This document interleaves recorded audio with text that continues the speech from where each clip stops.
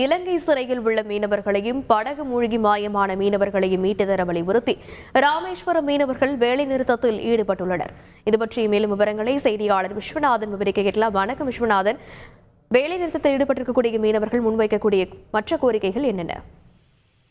வணக்கம். ராமேஸ்வரம் மீன்பிடி துறைமுகத்திலிருந்து நேற்று முன்தினம் மீன்பிடிப்பதற்கான அனுமதி சீட்டை பெற்று சுமார் 400க்கும் மேற்பட்ட விசைப்படகுகள் மீனவர்கள் மீன்பிடிக்க கடலுக்கு சென்றாங்க. இந்த நிலையில் தலைமன்னார் கடல் பகுதியில் மீன்பிடித்துக் கொண்டிருந்த போது அப்போதைக்கு வந்த இலங்கை கடற்படையானது ஒரு படகின் மேலிருந்து 8 மீனவர்கள் சிறைப்பிடித்தது.